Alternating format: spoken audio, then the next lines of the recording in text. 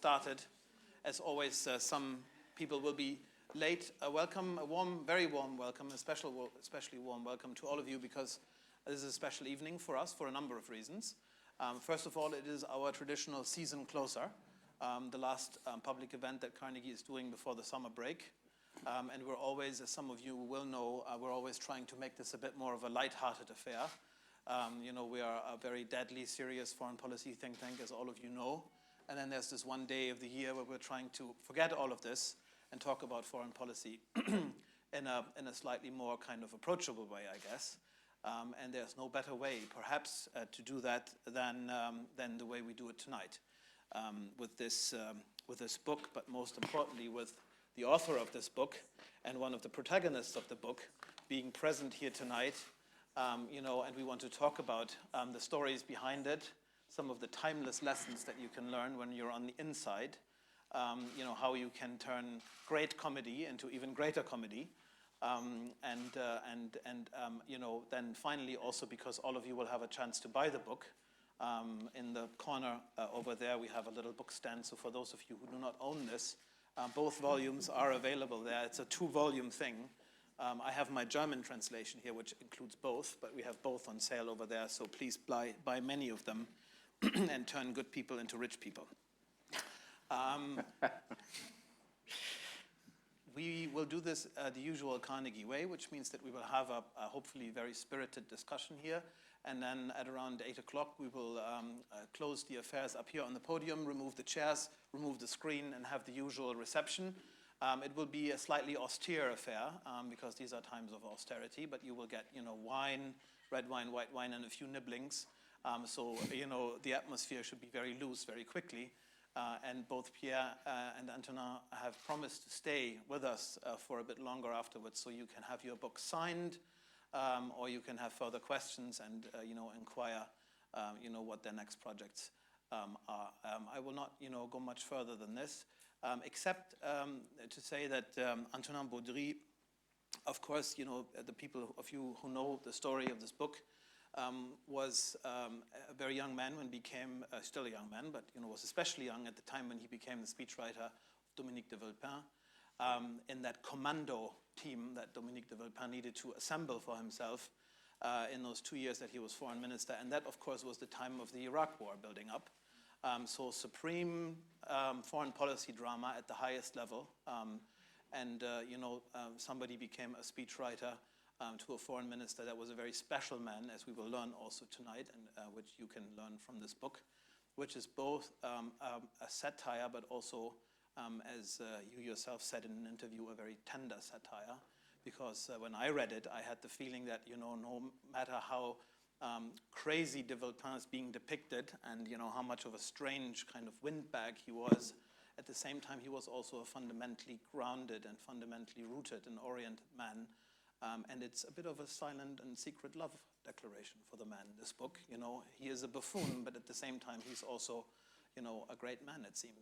And I like to talk a bit later on about the tension between those two incarnations of the man that you worked for. And then, of course, Pierre is here, who also comes, is in the book as Claude Maupas, the chief of staff of the minister. And who is, as we all know, the guy who does the real job. While the minister is using his stabilo to find the most important quotes in the books he reads, Pierre is solving the world crises in the background on the secret phone line, organizing the majorities in the Security Council and all of this stuff. And we want to hear from Pierre, who will, of course, deny any hand in any of the good outcomes of this, as we know him. But we also want to hear from Pierre how that was.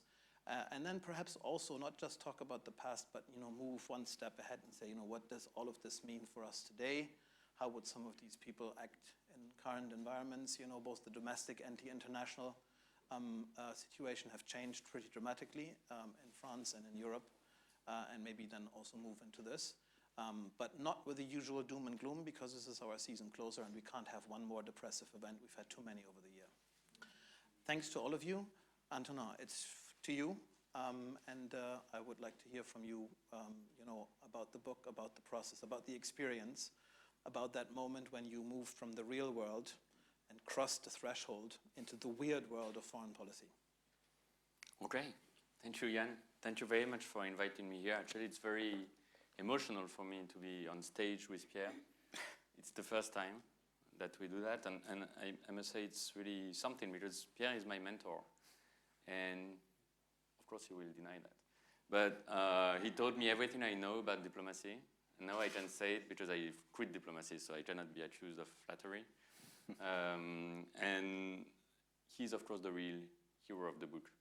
So, but when I crossed the threshold to take your question, I was 27 and I really didn't know what I was doing.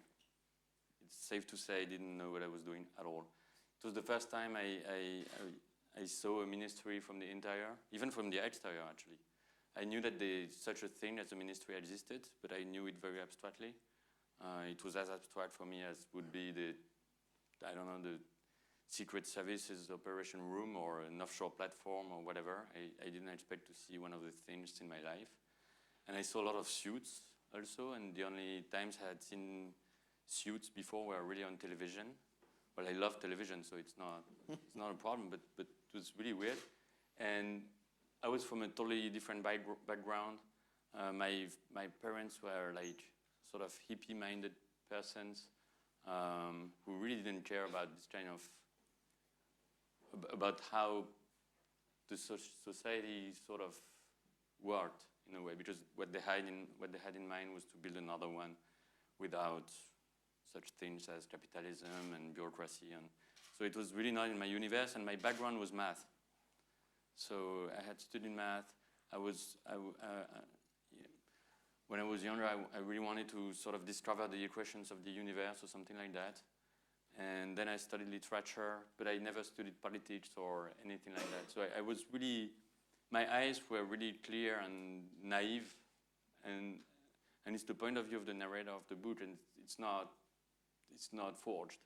It's really the way I was seeing things. And I didn't know at all what I was doing, and I had the sense that maybe what I was doing was wrong even, but that it would be fun. And I had even read that even Descartes had done that. He had done such a thing as weird as go see the world before trying to do philosophy. So I thought if Descartes did it, I can do it. And here you recognize the traditional French modesty, I guess. and I entered there, and I thought it may be fun. And it was fun, but it was crazy. It was really, I wasn't disappointed. It was a comic book, actually. What I saw was a comic book to my eyes. Well, parenthesis, I had read a lot of comic books when I was young. I was reading only comic books when I was like 10 or 11, even 16. My father was sort of concerned with that. He even made me promise that I would not try to write a comic book later. I had to promise that. Probably because he was a hippie, but he was also smart, and he knew that maybe there was only one generation that would live it up the way the baby boomers were doing, and the followers had to clean the mess.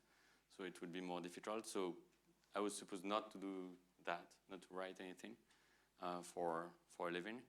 And so my mind was full of images of comic books. I had read comic books of all types, of all genres, of all formats, of all schools, but I had never seen such a thing as what I was actually seeing.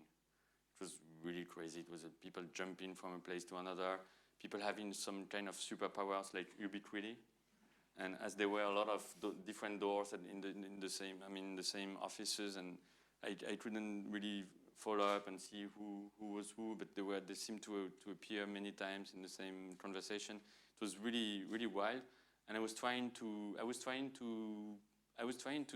understand what my job would be. I was supposed to be a speechwriter, but I was also trying to sort of memorize who was who and who was doing what, and who was nice and who was not nice. And so I was in my head, I was fixing superhero characters on the people I was seeing, and I guess that's why later on I turned it into a comic books. But what really I'm not going to describe this world because it's what I tried to do there, and was really, I mean, the vision, in this book, I relate things. I transform a lot of things. I feel very free to invent things also. But what I try to describe authentically is the mechanisms and my point of view, and to be always authentic in my point of view. I don't want to go outside of my point of view and relate things in a way that I wouldn't have seen them when I was there. But what struck me really was the opposition between two characters that are really extremely different and opposite, which were the minister, Dominique de Villepin, and Pierre Vimont, the chief of staff. It was amazing. I couldn't even understand how it would work. One was like really like fast and furious, like 24/7, and the other one was calm and still, like Jet Li, but when he's meditating before fighting. So it was sort of even scary sometimes. One was talking all the time, and the other one almost never, or at the maximum mumbling something. And I mean, the repartition, the separation of the roles was sort of clear. One was acting out, and the other one was damage controlling. But it was a miracle that this couple could actually operate. But it was a structuring force of this environment. And when I thought it over and over, I think that this bipole is really the thing that made everything that happened happen. When I look into it backwards, I think that the decisions, the big decisions that were made were really good. And I think that they would not have been made without Villepin's sort of highness or craziness, if we want, and Pierre's intelligence and wisdom. I think that this association of two very different characters in that configuration was really decisive to what we lived at this period of time. And to conclude, I would say that I would like to see such tandems emerge right now in the European politics and European institutions, because I think it's what people want in a way. Someone who can really think out of the box, and God knows Villepin was thinking out of the box. I mean, sometimes the box was really far, there was even no box, and Pierre would have to try to bring a box. But it's important, and this association of someone who has no super ego and someone who has an enormous intelligence and knowledge is really the best configuration, I think. I mean, if you take the opposite, like ego and ignorance would be the worst, and unfortunately it seems that happens sometimes. So,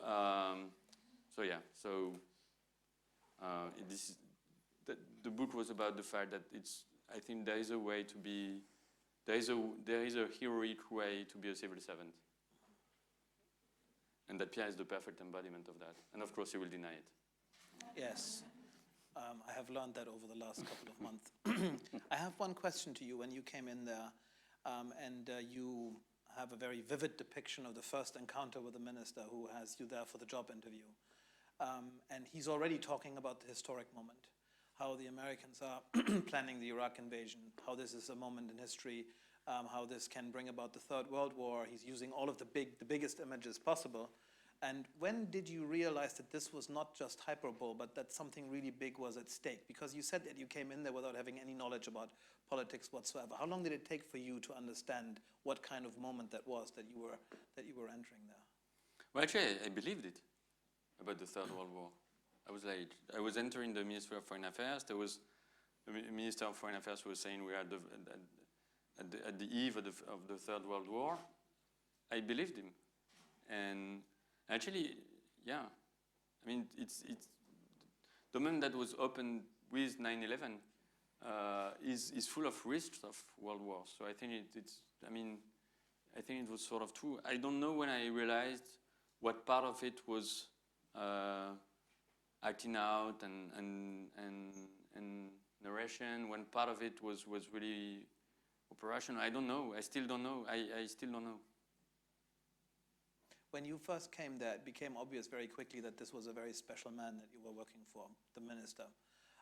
You know, with his, with this enormous, you know, energy, but at the same time also these laughable mannerisms, you know, that looked superficial. I mean, he's the man with a highlighter who goes through the classics and picks random sentences, you know, and tosses them your way and says, make something of this, you know, which is of course, you know, very strange behavior in a way. What was more important for you? Did you I mean, these two sides, on the one side, this strange, weird, crazy guy, on the other hand, the guy who had a vision and probably the correct vision.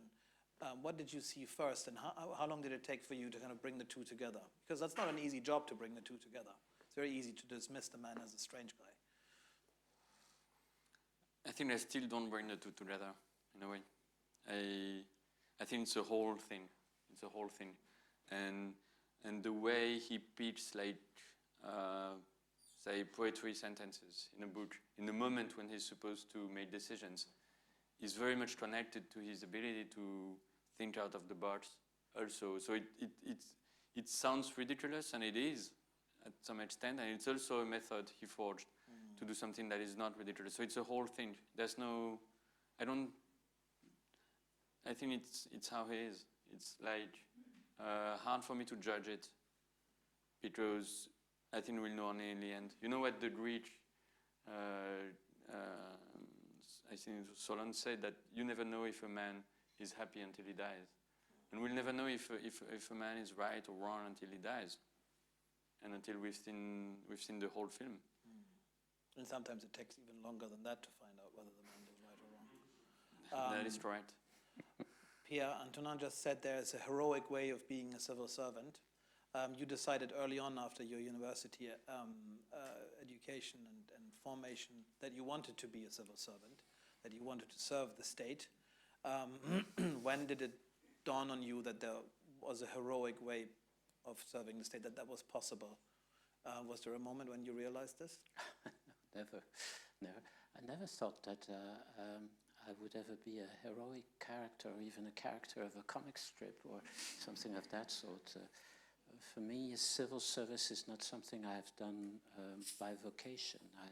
It was more as a decision because I couldn't do all the other things I wanted to do. So I came into civil service. There I decided I would go into the diplomatic service because I found this the most interesting one. I thought I could travel and have a nice life. It didn't work really that way. But that was really what it was all about. And furthermore, going to what Antonin is saying and everything he has said about me, I will deny, no doubt about it. But what I remember vividly from these years with Dominique de Villepin is that it came really as a surprise when I, thinking about it and thinking what Antonin was saying, we were very different. We didn't know each other very, very much because I was a man who in recent years before I worked with him was working on European affairs, which is a field where Dominique de Villepin never tried to move into. He hated it. He thought this was terrible and we were losing our time. Lack of historical perspective was what he was saying all the time. Europe is caught in its bubble and looking at the small pieces, and it should look much larger. And don't forget that this is a man we threw into the convention in 2002 and 2003. We forced him to go there. And I remember he was coming back telling me every time, how dare you send me there, that's terrible. I can't send. But at the same time, he had a very interesting conversation with Giscard d'Estaing, who was the chair of the convention. And here again, he brought a lot of very personal and interesting ideas. For me, and I think you put the finger on the whole issue, is to have, and maybe that is a lesson for today, to have someone who is able to have a strategic vision. And once again, do remember what the period was all about. It was, in fact, the aftermath of 9/11. That was a moment where the whole context, the whole historical period we're living today, where unpredictability is really the rule of the day, we all understood that Iraq was going to be a major event, that it could be a Pandora box, and this is what happened. We had also, and people tend to forget that, he was the man also who launched with Joschka Fischer and Jacques Straub, but he was very much the force, the driving force behind this. He is the man who launched the Iranian negotiation on the nuclear issue in the summer of 2003, just after the military intervention in Iraq, and precisely because of that, because he's the man who said, listen, if we go ahead with this folly, we're going to have Iran as the next country being invaded, and that's the end of it all. So we have to prevent that at all costs, so we have to run to Tehran and try to reach an agreement with them. So this was really a strategic mind nourished by historical perspective, a way of looking at things from a whole century behind and a whole century ahead. And I think in order to have this kind of character, you need to have a character which is a little bit mad, I think. For me, it has to do, you had to take the man in one piece, and the advantages and the plus have to come with some minus. So this is what Antonin is saying, and he's too kind to pretend that I was part of this. I think it was Villepin himself who was wise enough to understand that some of his greatest ideas were just there for fun, maybe, or just to put a little bit of pressure off, but that the real thing would stick, and these were the important ones. And I think this is what I remember vividly from that period, where we all have to remember, you know, you had 1 million people out in the streets in London, in Rome, in Madrid. Tension was very high.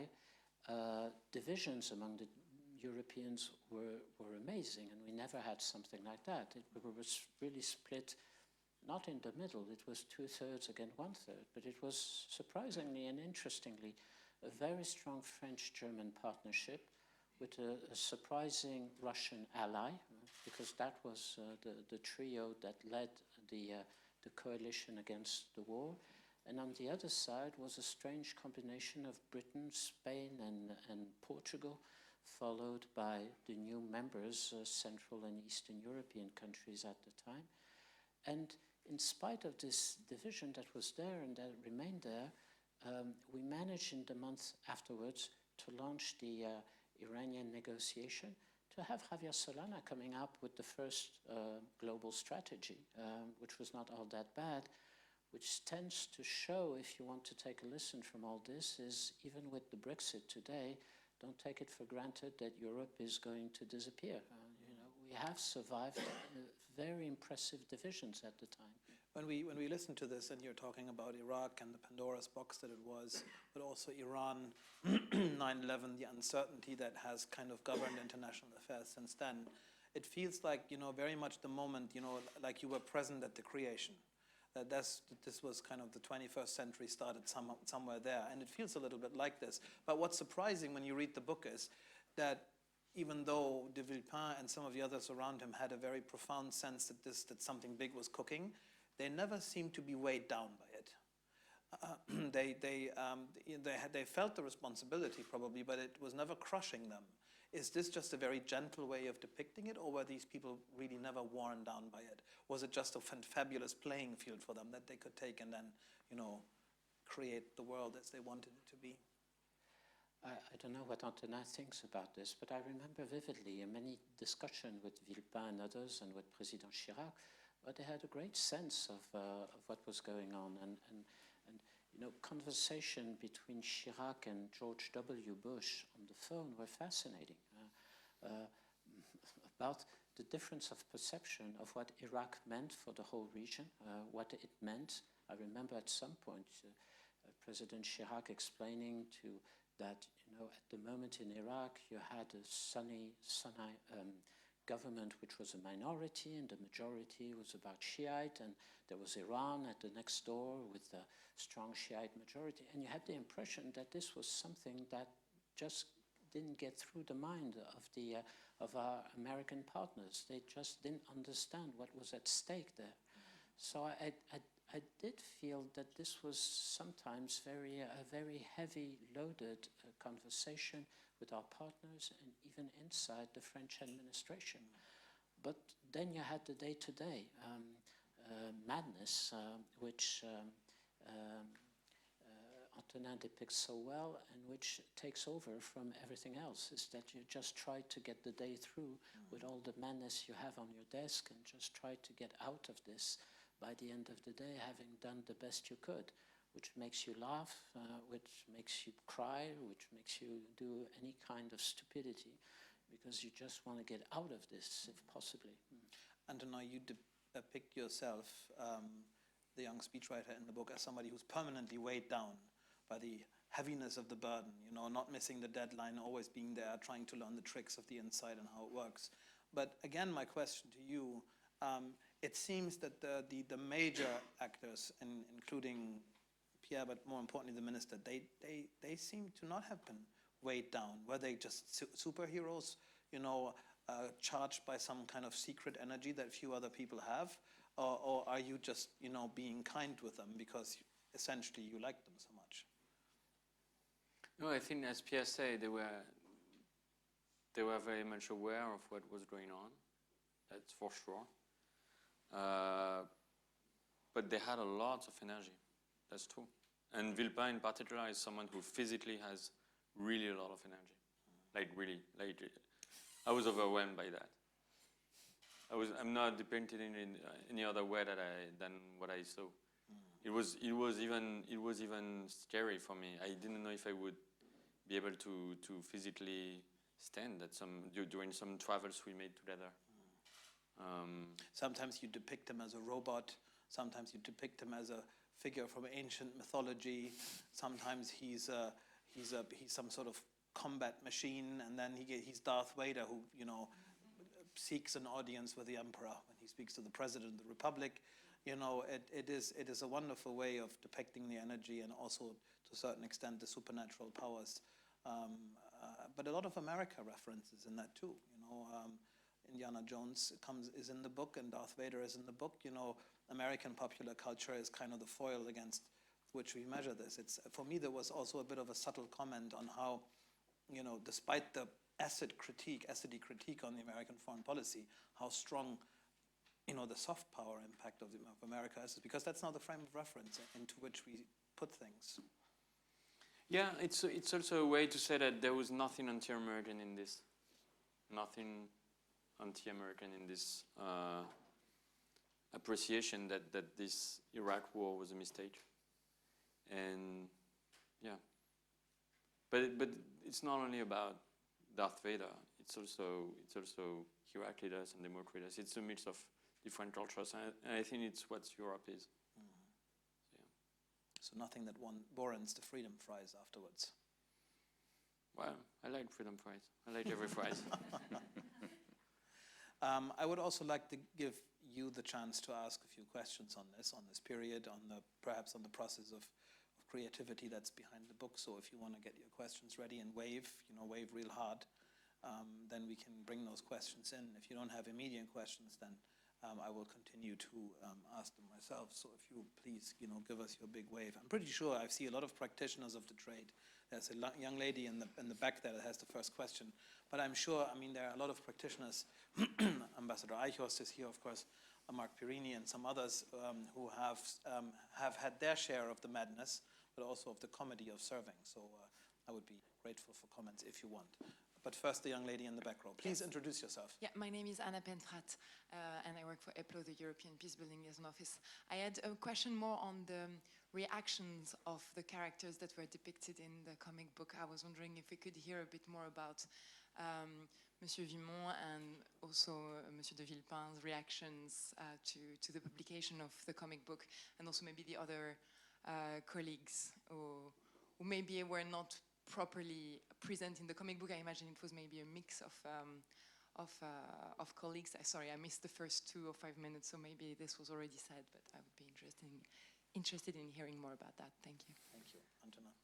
Well, I can answer about some of the characters, but Pierre maybe should answer himself about his own reaction. I mean, he owns it. but the Villepin perhaps So first. the Villepin, yeah, I showed him the storyboard. You know, when you do a comic book like that, you always do first a storyboard before it's published, long before it's published, like months before it's published. So I showed him the storyboard, and I was sort of, I didn't know how he would react. And I thought that if he thought that it would be a problem for him, I could really postpone the publication of it. I could wait for years and it didn't matter. But actually he laughed at the first page and he loved it. And then he made interviews about it. He has a lot of humor.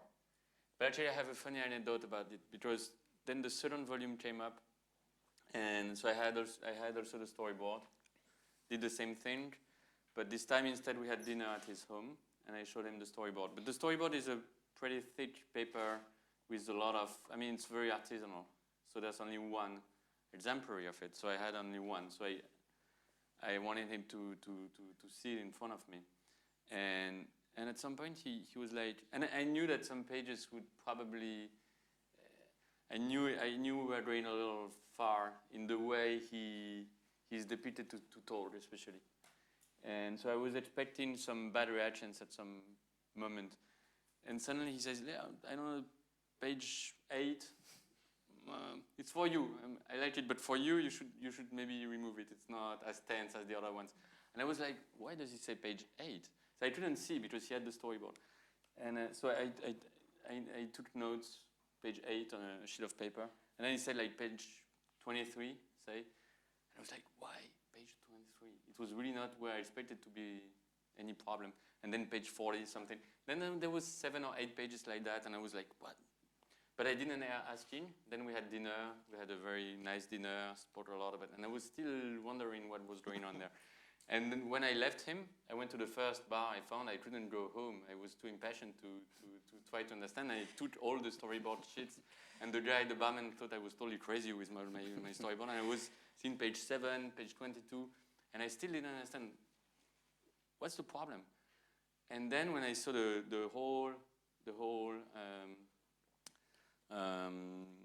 all the pages that were annotated, I understood. It was all the pages where he was not. So he basically wanted more of it. So that was his reaction. And as for the other characters, and I let Pierre say his own one, but and I'd be happy to know it because I have the other part of I heard only good reactions, but maybe I didn't hear the bad ones. But as you said, except for the minister and the chief of staff, the other characters are really mixes of people. So there's not one person and one character. But the funny thing is that some of them gave me a phone call saying, I'm sorry, I'm signing books. It's because people ask me to do so. Don't think I'm insane. I'm just doing that. So I think some of them really liked it to see in a graphic novel. I think a novel is sometimes very serious and stuff, but the graphic novel, people like it because it's not serious. And it's not, it doesn't, yeah. So. Before we come to Pierre's reaction to the book, I would like to ask you one more question, because you were talking about the other characters in the book. And I think you were actually quite kind with them. Because when you are actually on the inside, of course, there's a lot more brutality also, backstabbing, infighting, all of the bad character traits are also being triggered on the inside of those machines, especially when the pressure is high. But you're only alluding to this in a very indirect way here and there, but there's not really any kind of evil character whom you basically want to flush down the toilet. So, it's a very tender satire indeed. And so you're not holding any grudge against the machinery, which is very easy because it can be so tedious and so brutal and also so soul-killing. Yeah. No, true. I don't know. I narrate what I saw, and I like these people. I'm still friends with them. I like them. It was a very heroic moment. I like them. It's true. So maybe I have les yeux de Chimène, well, and whatever. I had tender eyes for them. Yes. Maybe, but I think they were nice, these guys and girls. I think so. But before Pierre can tell his reaction, I want to say the anecdote of when I went to see Pierre to show him the storyboard, because then I'll have the chance to hear what what happened next, which I still don't know. So I wanted to show Pierre the storyboard, of course. But I also had something else to tell him at the same time, which made things a little tricky, which was that I wanted him to hire me in Washington, because I wanted to be the cultural counselor in New York. So that was sort of tricky meeting, because it's hard to say to someone, could you hire me in your team? And by the way, I'm doing a graphic novel, a satire in which you're part of. Or should I say first, I'm doing a graphic novel, and by the way. So Pierre had given me, gave me an appointment in Paris. He was in Washington all the time, but spending like maybe 2 days in Paris. And he gave me an appointment in some cafe in the 16th, or 8th, I don't remember, some place that I didn't know. And I arrived early, of course, and I was a little tense. And there was the bartender who was like, "You're waiting for someone?" I said, "Yes." He said, "What is he like?" I said, "What do you mean?" And he said, "Well, tell me, what is he like?" And I said, "Well, he's tall, elegant, and he has white, long hair." He said, "Oh, okay, you're waiting for the Yugoslavian." I was like, "No, actually not. No. And he said, yeah, you're waiting for the Yugoslavian. Don't worry, he's gonna come up in a couple of minutes." I was, "No, I'm sorry, I'm not waiting for the Yugoslavian, and I'm waiting for a friend." And then Pierre shows up and arrives and says hi and sits, and the bartender blinks at me like, "Hi, I told you it's the Yugoslavian." So I couldn't even talk. I was like, what's going on here? And Was that your secret, your secret ego that you've created? I understand. I work for that. Yes, yes. And Pierre told me, yeah, so I told Pierre, what's going on? Why does this person think that you're the Yugo, as he put it? And he said, yeah, I don't know why this guy really thinks I'm the Yugoslavian soccer team's coach. So that it sort of made my job easy, because then I showed him the storyboard and I thought we're in a totally realistic world. So, and Pierre had looked at it a little, said almost nothing, didn't want to take it. You didn't want to read it by this time. I think I interpreted it as he didn't want any kind of censorship. He told me, yeah, it's a great idea, you should publish it. Did you show it to Vlaminck? Vlaminck being the sound that the minister is doing. I said, yes, I showed it to Vlaminck. And then that was it. And then we discussed about other stuff. And then so I never knew what you thought about it when you read it later. So now I'm going to see. And then you got hired too. And I got hired. Yeah, because the character is a very nice character, so I thought I should go along. And then you found yourself in a football camp in Belgrade. Yeah, that no. I wish I had, but. Pierre, your reaction? No, but there's a point that I find quite interesting in what Antonin is saying about the fact that he pictured the whole cabinet in a rather nice way. It's true that if you look at it, and I've been through many private staff for ministers, this was a very special staff where people were very grouped together and working together. It was a real group, and I think this was due to the character of the minister, and his energy. We had to be a team to fight to push back, because this was physical, and I think we should really pay tribute to Antonin, because he was, as speechwriter, in the most difficult place of all, in the most difficult position of all of us in the cabinet, because Villepin attached so much importance to the words. His main point, which I think is interesting, is that if you look at diplomacy, you don't have many weapons, in fact. You don't want to use military interventions, so you're looking for something else. And at the end of the day, it's about words, speeches, intervention.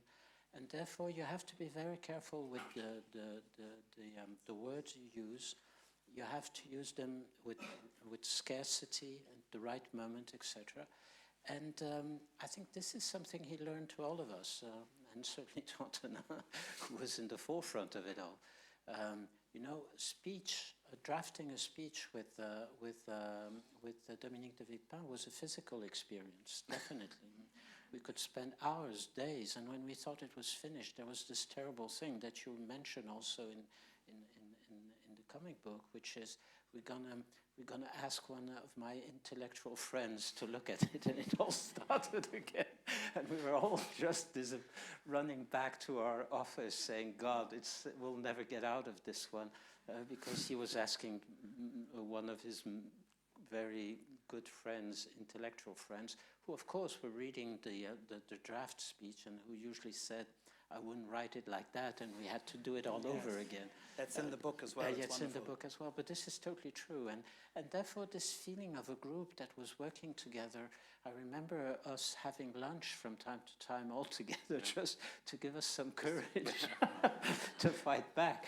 And we had those extraordinary meetings where we were having fun all together, and suddenly the door would bang, then slam, and he would come in and said, "So you're enjoying yourself, all you guys? Now it's the end of the holiday, back to work," etc. It was really an extraordinary atmosphere, very special, and I think Antonin depicted it very, very well. You start to like the minister in this after a while because of his dry sense of humor.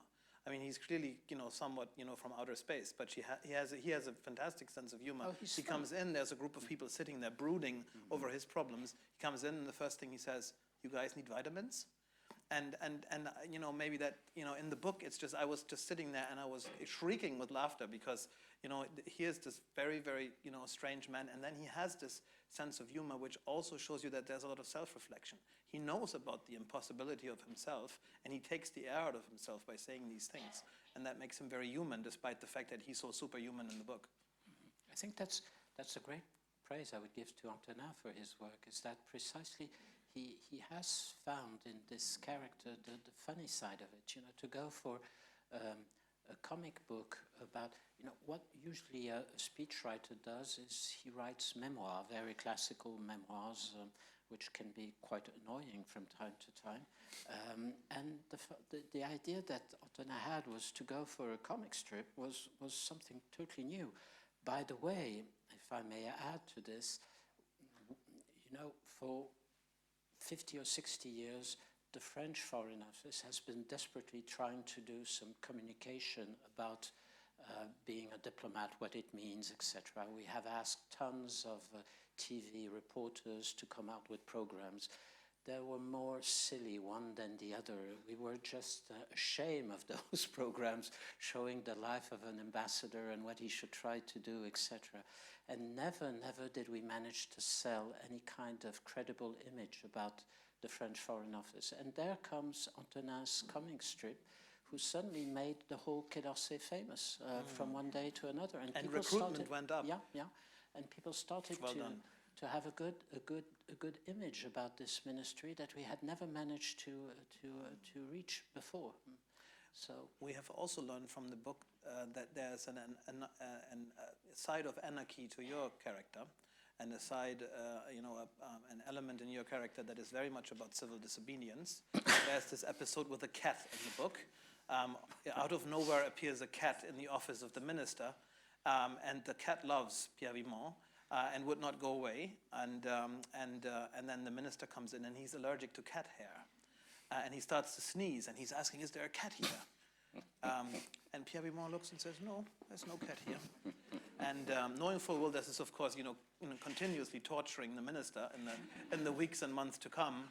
And so you finally got back to him, on some counts. You wouldn't just let the torture be a one-way torture. Not really, because he managed to get rid of the cat. But until then... but the cat disappeared one day. And we never found him again. I don't know what happened to the poor cat, but he disappeared. No, this was a strange cat. This was something of a nice English tale. It's just suddenly the cat appeared in my office.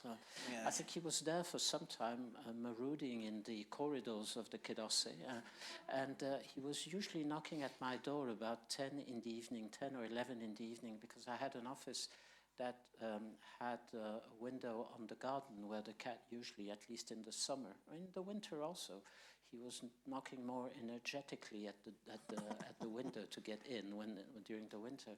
So he was knocking at the door for him to give him a way in. So that's how I became friendly with the cat.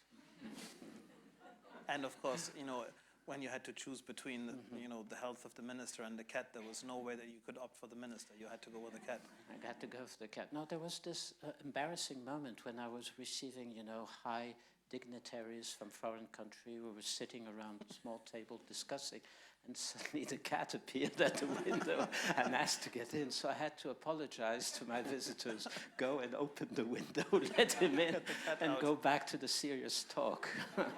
They thought, after a while, they thought this was maybe normal, and they have to live with it. So this is the unresolved of the de Villepin cat. We never know what happened to it. Great cliffhanger. Are there any more questions? Perhaps, yes. Here first. Okay, now we're coming. And I think we want to collect a few. Your question first, then the gentleman here, and then Mark, and then there's Hugo Brady. Fantastic. So we have lots of questions here, please.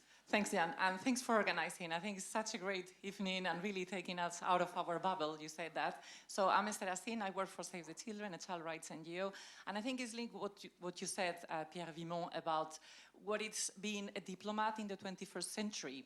And I think, if I'm not wrong, there's been also a movie in French as well, with Thierry Lhermitte playing the minister as well. And in the movie, we only see women as part of the cabinet, so it's still a very male-dominated atmosphere, these diplomatic services. And you said that, Antonin, you were not maybe prepared to be a diplomat. You studied math, and then you became a speechwriter. Maybe you were able to fit your own ideas into the minister. So it's about the diversity of the people joining the diplomatic service, and whether we could benefit much more for, you know, the experience of people, you know, having worked in private sector, in NGOs, and how we can get those people, you know, to engage in the 21st century diplomacy. And maybe, very bluntly, maybe if there were more women, I think the world would be a better place, you know? So just your thoughts on that. Thank you very much. Thank you very much. The gentleman in the back row, please. Hi there, James Knight. I work for Etoile Partners Consultancy. My first question is, I'd really like to hear your reflections. Thank you very much for sharing your experiences, but whether we're now entering in the political communication space a sort of post-satirical age, where if you look at the Trump campaign to date, if you look at the communications around the Leave campaign in the UK, the real-life events were more perplexing and amusing and egotistical than any fictional account could be of what was going on. And secondly, whether you think it's actually the format of your book which keeps the medium of satire fresh, and whether that format is something that, as a way of telling a story, the EU institutions could also think about in terms of creating a more compelling narrative for the people of Europe around what it is that they do. I think I want to take Mark in, and then take those three, and then we go into a next round, please. Yeah, well, actually, my question is... wait for the microphone. My question to Antonin is rather similar to the previous one. You explained a little earlier, and we can see in the book, that not only these were good speeches, but you had, because Villepin wanted it, to put history in, you had to put in depth and a sense of purpose. And that was Villepin's image and success. Nowadays, we're in two different phases of history.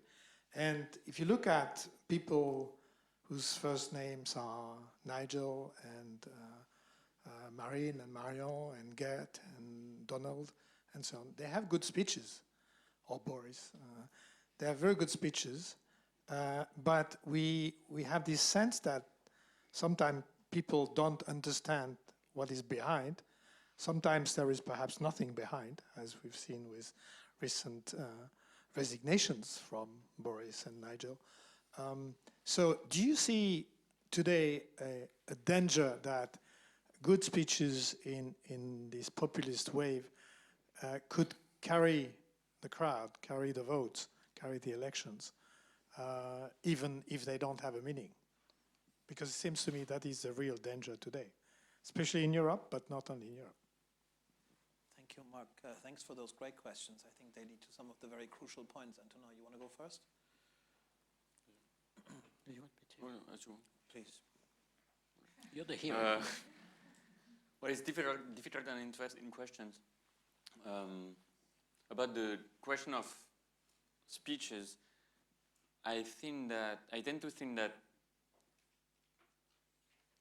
it has to be seen in a context, and the problem is not populist speeches, it's the fact that there's nothing in front of them.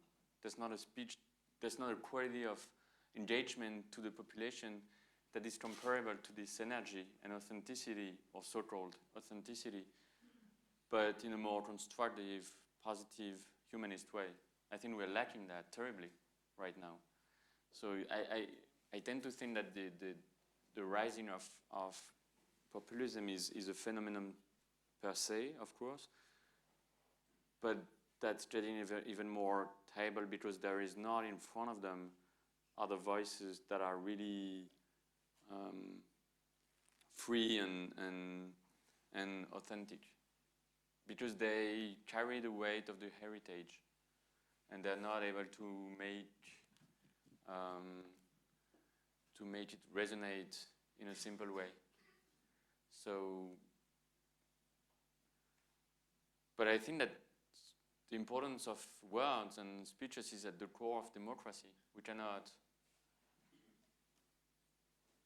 find another way, I think.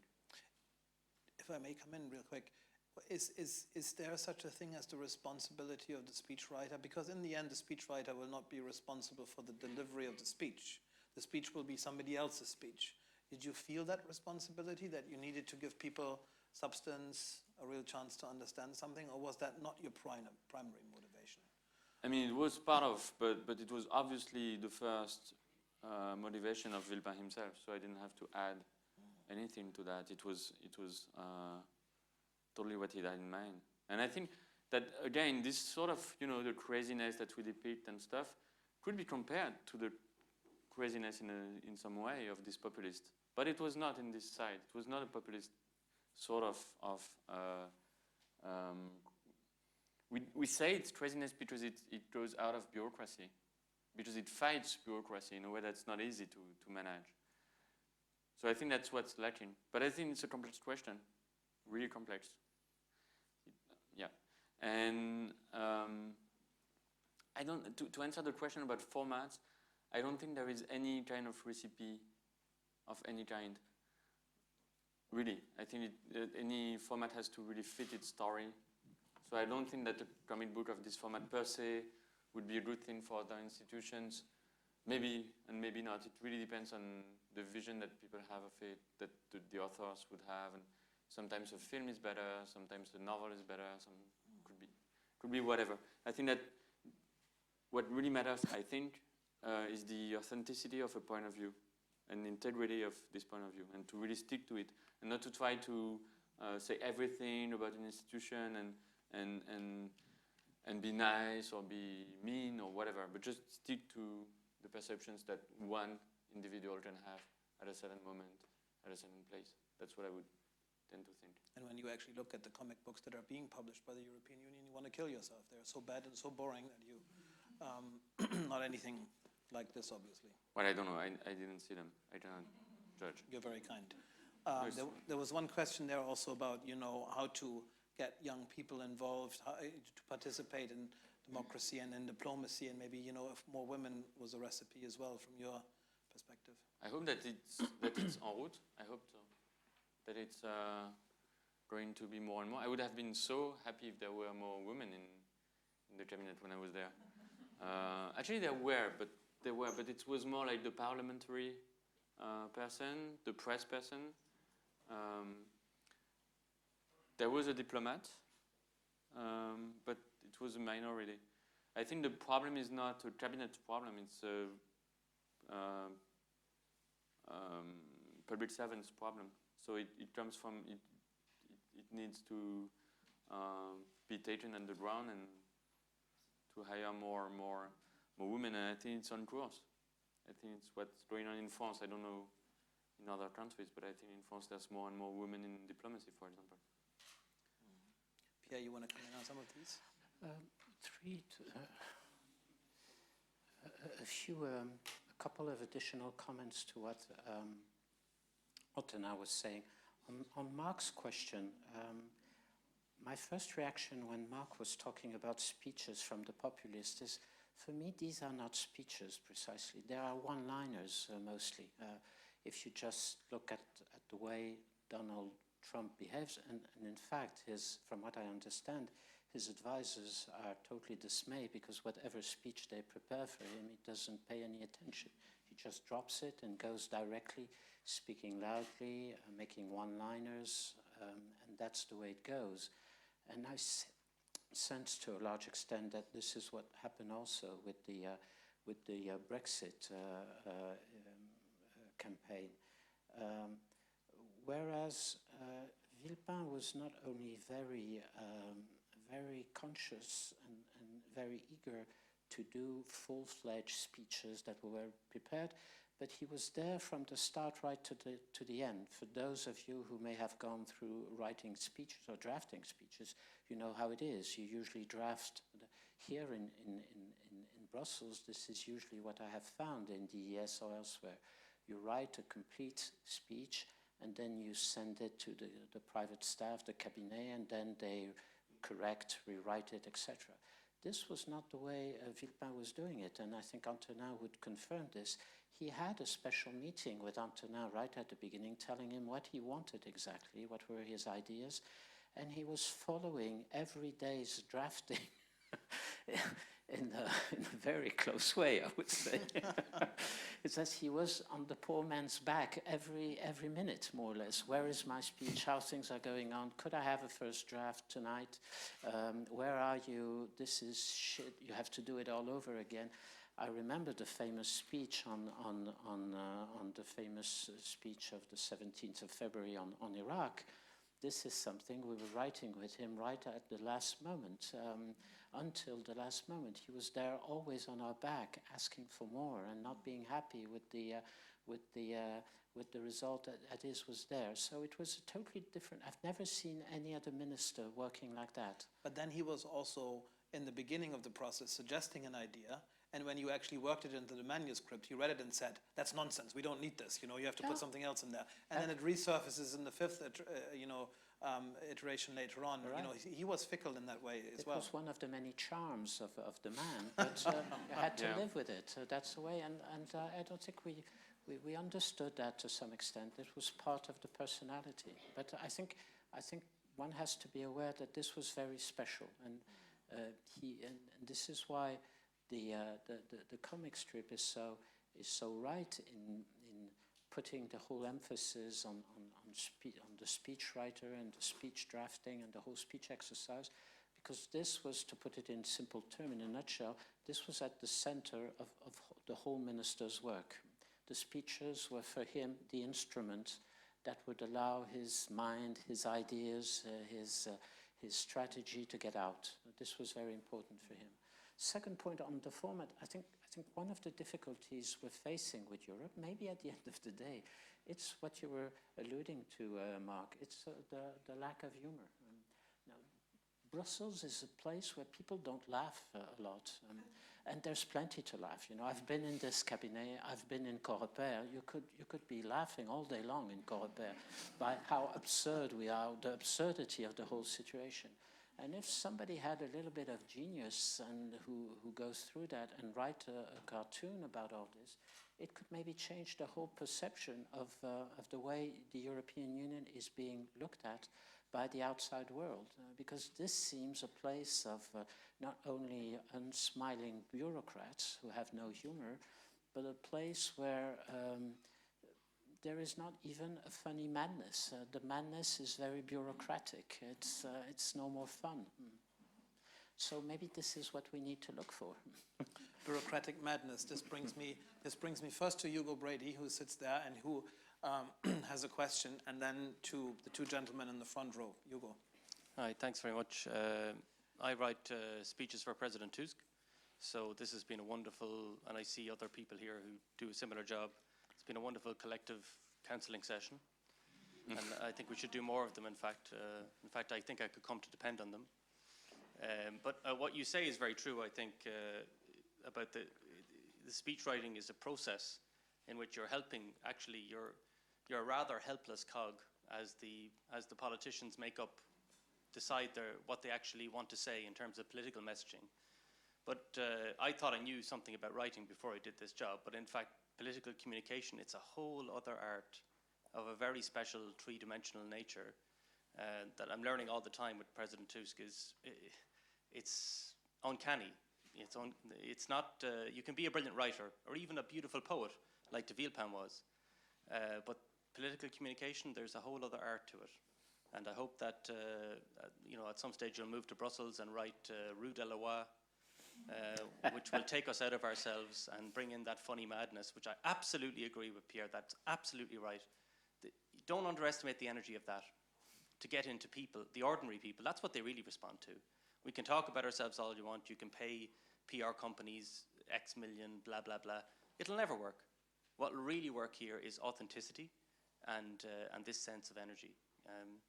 And it reminds me, I'm paraphrasing here, but I've gone through this torturous process. I was just reading the FT today, and it talked about, it was either Margaret Thatcher or Bernard Ingram's speechwriter, but he was the guy who wrote the original House of Cards script. And he would always keep his first draft until the fifth draft. So he wrote what he actually wanted to write, and then he wrote he wrote this preliminary, the pseudo draft, and he put it in for the politicos to beat around. And then at the very end, he'd come up with this, his actual first draft, and they go, yes, absolutely. Why didn't, blah, blah, blah. And, he basically internalized the perniciousness and the unfairness of the whole process and didn't mind. I think that's the main thing. It's like Lawrence of Arabia, of course it hurts. The secret is not minding that it hurts. And it made me want to paraphrase the poem, which is more for civil servants, which is, the ministers have all gone off to their dinner, but the speechwriter gets thinner and thinner. He sits and tries to get clear in his head what they think, they thought, they ought to have said. And you're in that process, and it's not really fair. But I just wanted to ask a question which is also not really fair. And it's about France, in fact, which is very close to my heart. It's where I was recruited from. When you said that de Villepin, you had to force him into the convention, and he said, oh, it's not serious, or blah, blah, blah. It was reasonably serious. It worries me about the future of the European Union. If I look at one thing, it's that I don't feel France spiritually present here. And I wondered if you had a comment on that. It's not a confrontational comment or question. It's just to ask, I don't think that the Union can continue for the next 10 years if France is not more here. And if you have a personal reflection on that, great. And if you prefer to not answer it, I totally understand. So. I think we take that one first and separately, and then I come to the two of you. Immediately. Very briefly, I mean, we could spend hours on France and Europe, and I would be very happy to discuss this with you, Hugo, whenever you want. I think there has always been sort of European problem from France as soon as we started enlarging Europe. And this is nothing new. This has been written by a lot of French observers themselves. For France, Europe was an extension of France outside of France when we were 6. If you look at the way the whole commission was built, even the bureaucracy, chief of staff, etc., all this is very French.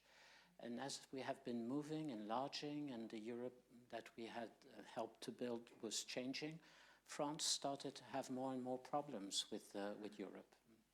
I think to some extent Mitterrand and his 14 years of presidency managed to hide this because Mitterrand was a very committed European from the start, from 1945 on. He considered himself as very close to the founding fathers. He was there right at the beginning. And when you could discuss Europe with him, you could sense that this meant a lot to him, up to the extraordinary, in my opinion, last speech that he made to the European Parliament about nationalism is about war, etc., etc. This is why we have to build Europe. You haven't seen any French politician since then who had the same genuine commitment towards Europe. And this ambiguity is there all the time. And you have to be aware of that. This is just like you have the ambiguity of de Villepin's character, you have the ambiguity of France's position towards Europe. They are in favor, and they are all the way, all the time, always pushing back also. So you have to live with this complexity and hope that the pro-European side of France will win in the end, and I think it can. But you have to be aware that this tendency against Europe is also very much there, for reasons linked to history, for the French arrogance, whatsoever. You have it all, you can name it. I think this is the reality we're facing. Antonin, anything on what Hugo had to say about being a speechwriter? I'm really not a specialist of these questions. What I only know is that for the basic French people, and I'm pretty sure it's the same for the other countries, but Europe is it's really abstract. I mean, technically, one of my friends in Picardy, he's really one of the people. He's a health worker, he's now jobless and stuff, so he's typical people in this region. He told me, I don't know who makes decision about what. I really don't know. And I don't know how to know. So he asked me questions about who decided this, who decided that. I was not able to answer. And he told me, if you're not able to answer, you're part of them somehow. We don't even know how. So I think, yeah, I think this ambiguity also comes from the feeling. I mean, you related that to the enlargement, and I think that the enlargement created more complexity from the French point of view. Like, how does it work? We still don't really. I mean, the French still don't really know how it works, what it is, who decides what. Maybe in other countries it's more direct. I mean, maybe the new countries had a more direct approach because they arrived directly in the current system. But for the French, it's something hard to understand, I think. And maybe we don't take that into account as much as we should. It's a lot harder to go on strike against. So maybe that is an important factor as well. I want to ask Alexandros and then this gentleman for their questions. Alexander, oh, yes, you go first and then. My name is Hans Vos. I was a former, during 35 years, official of the Council of Ministers. And just to praise your approach and going on the remarks of Mr. Vimont, that I have been so far, what has been written about the Council's Commission is quite boring. We are seen as faceless bureaucrats. And I am trying, or I have tried to write the story of the third pillar in a more human way. And I'm glad what Mr. Vimont has been saying, and also this approach here. I think there is every reason that it's encouraged that we have time now or even not, that we try to write in a way what happened to us, how we have seen it, because often it's interesting and you see experiences which hardly any people are aware of have not seen, but they go unnoticed, and there's no encouragement to move in that direction. So I made an effort myself on the third pillar, but I would encourage everybody, after what I heard and your experience here, even if it doesn't work out, to make an effort, which can be very interesting. Thank you very much. And then Alexandros, please. Microphone's coming. Thank you, and thank you all of you for giving us your time in such a great event. We need it, particularly given the circumstances in Europe these days. We need to step back as we do tonight. Just a quick comment and two simple questions. The quick comment actually is following the previous discussion about the value of popularizing diplomacy, which you've done fantastically well, and the question about how we can popularize the European Union. I'm all behind this because we need to popularize any good concept, any good idea. I'm just cautioning here and wondering how much authentic we will be if we try to be authentic on purpose. I guess you were writing your book to tell your story. You were not writing your book to popularize French diplomacy. Yeah, that's And right. that's why it was authentic. So I'm just cautioning not to go down the path of trying to produce now caricature books about the European Union on purpose in order to popularize the European Union. It may be the same fallacy we did in 2005 when the European Commission appointed a commissioner for public relations.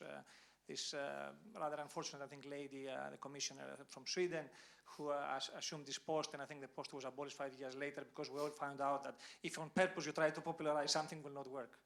I guess your real value is that you were not trying to popularize it, and that is why we thank you, I guess.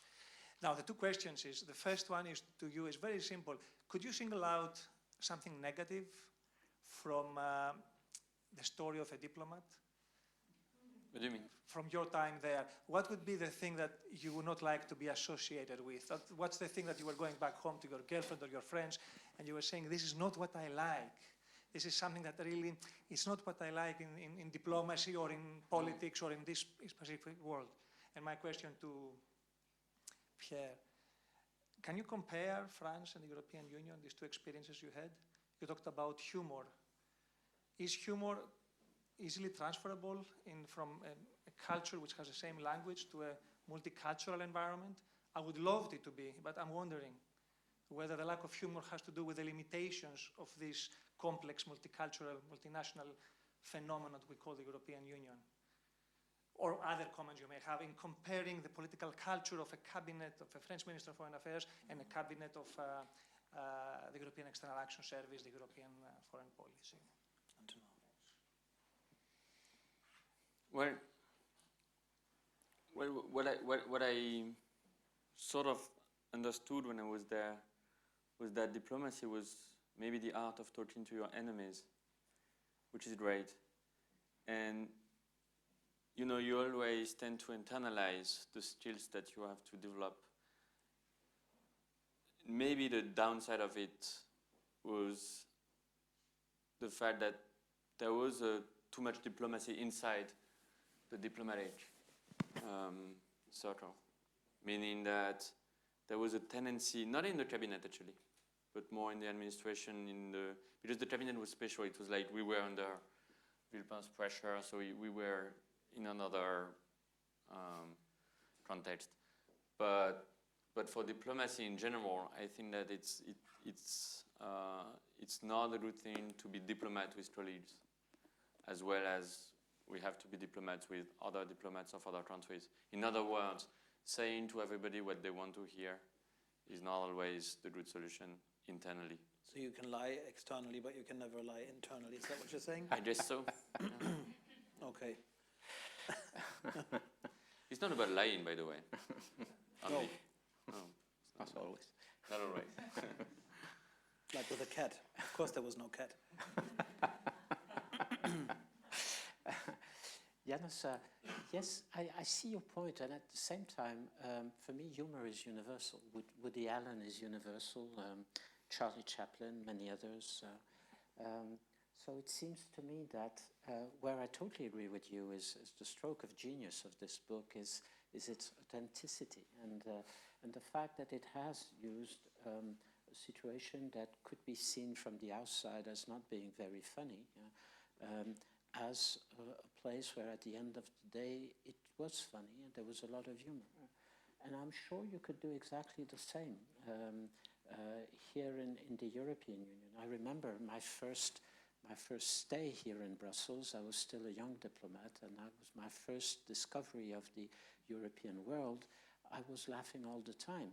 I hadn't gone yet through the experience of the Villepin cabinet, but I thought all this was fun, and there was a lot of fun. And we all have funny stories about, ministers meeting where there were extraordinary moments, etc. It's just that you need authenticity, you need a little bit of creativity, capacity to innovate, and the ability to give a description of all this in a very personal way.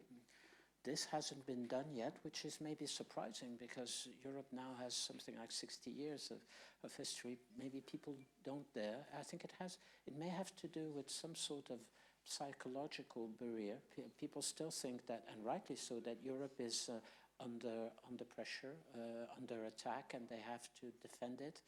And therefore, to go and laugh at it and show the funny sides of this is maybe something that people don't dare do because they think it would undermine even more the whole thing. But I think it would be useful. I've been through 2 referendum campaigns, so I very much feel strong solidarity that those who in Britain in the last month fought against the Leave campaign, against Brexit, and who thought that they had the right arguments and they didn't work, and God damn it, we had all the good economic reports and we were right, so on and so forth, and it didn't stick, it didn't work. You know, the referendum in 2005, we thought we had all the good arguments on the constitutional treaty, and none of them stick. And we lost by 55% to 45%, even more than in Britain.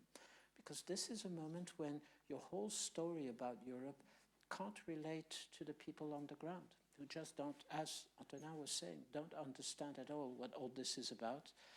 And I think have this extraordinary impression that this is a totally inhuman organization, an organization totally cut from the outside world. And I think it's true, by the way. This is why I think you really need to find new ways of selling Europe in a more human way, to some extent, and to recognize, I mean, this denial that we're going through in Brussels all the time about refusing to admit our mistakes, our shortcomings, our weaknesses, is something terrible, because it's there for all to see. So if you're the first one to admit it and to accept it, it would be much better to a large extent. You know, people would feel, after all, these bureaucrats in Brussels are human. They're like us. At the moment, nobody thinks for 1 second that these bureaucrats in Brussels are like us. They find them as a totally different human species, that they wonder, and they have very bad stories about them all the time, and nobody has been able to crush this knot and to get out of this bubble and this contradiction. So I know one person who really could do it. It's you. No way. No way. So we need an author to prove to the world that we are humans too in this bubble? Pardon? We need an author to convince the world with a book like this that we are humans too in this bubble here. Antonin, I have a final question. I don't know whether there are other questions from you, perhaps. We're getting towards 8 o'clock. There's a wonderful little small side episode in the book when you land in New York for the big UN session, Security Council session, and you're sitting in the car with the French ambassador to the United Nations. The first thing you see are his meticulously polished shoes. And they're kind of blinking and kind of blindingly, glaring. And then you have a little bit of a conversation with him about the shoe issue at some point. And then when you enter the next day, the actual meeting rooms in the United Nations, the first thing you notice is that all of these people have these polished shoes at the UN, except you, and you were running around there, at least your alter ego in the book, running around with the non-polished shoes. And so everybody had these gleaming shoes. For me, that was a bit of a symbolic thing of first of all, this parallel universe that you were first not part of, that when, it was also a bit of a growing up story, maybe a bit of an initiation thing, the shoe thing. And then you start to polish your shoes later on in the book, because you want to be, like them, or you find it very impressive. This leads me to a different question, that is perhaps a real episode, but it is also a great way of visualizing the entire kind of tour de force that this was for you, this kind of process that you got into the meat grinder, into the strange world. Was this a deliberate choice? Was this, when it happened, was this already an image that was there that you put in the book? Or how did it end up in here when it could have just been another, impression of yours? Maybe this is a question You to mean the the shoe? artist. Yes, the shoe episode. I was really having a hard time with my shoes. Yes. Yeah. So you got back to your shoes, but I didn't know how to do it the way they did, but it works. Actually, it really does work. Like a couple years ago, I was in Washington, and there was the new president of the Senate, the French Senate, that was visiting Washington, Jean-Pierre Bel, and he came up there, and he had a whole delegation, like with 10, 15 people. And I saw immediately who was the diplomat in this team. I had to talk to the diplomatic advisor. I showed the shoes, and it worked. It really worked. So I think it's, is it symbolic? Maybe. I don't know. Maybe. It's certainly in there, and it's greatly entertaining. I want to ask you a very final question, and we talked about this before when we had the pre-meeting. And this was about the moment when the speech is given by the minister in the Security Council. The speech where de Villepin appeals to the world community, to not, support this invasion, but to think of peace and the great thing that France also stands for. and diplomacy and the world community and its responsibility, all of the big ideas and words.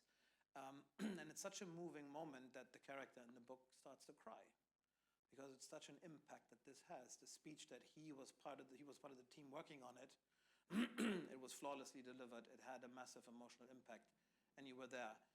For me, the question was, maybe I'm over-interpreting again, like with the shoes.